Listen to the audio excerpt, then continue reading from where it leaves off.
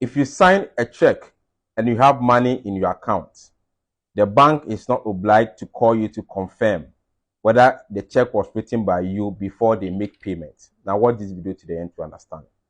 Now, we have this perception in Ghana that a bank should always call a customer to confirm if a check that has been presented on it indeed belongs to the customer before they make payment. That is the perception or the practice that happens in Ghana.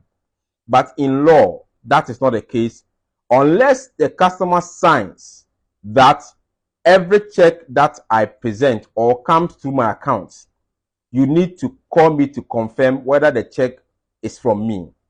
So now what banks are doing to protect customers is that in the account opening form, when you are filling your account opening form, there's a portion that says that if I write a certain amount of money on my account by way of a check, call me to confirm, or call me to confirm every check that I write on my account. It's part of the form now. So when you're filling the form or opening an account, you get to that point and you sign. That is the only time that a bank will now call you to confirm every amount of money that you have written on a check before they make payment.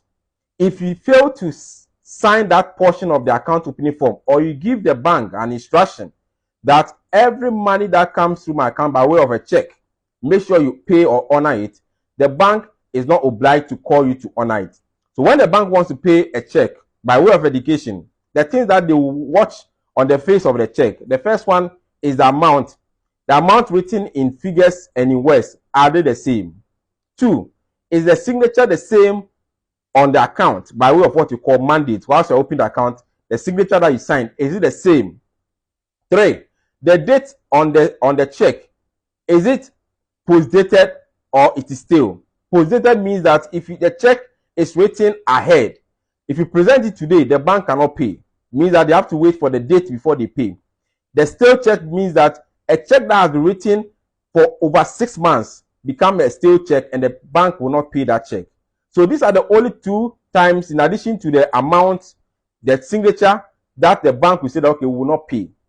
Aside this, if you did not fill a form or sign the portion of the account opening form to say that indeed, if I present a check on my account, call me before you honor the check, a bank will just check whether the amount is right, the figure in account is okay, that's the balance, the check date is correct, and every other serial number on the check is right. They can decide to pay without calling you. And there have been cases in Ghana where a bank decided not to pay a check while they were not getting through to the customer, and the customer won against the bank. So banks are now very careful, and that's why they advise customers to ensure that you sign that form so that every check that comes into your account, they will call you to confirm.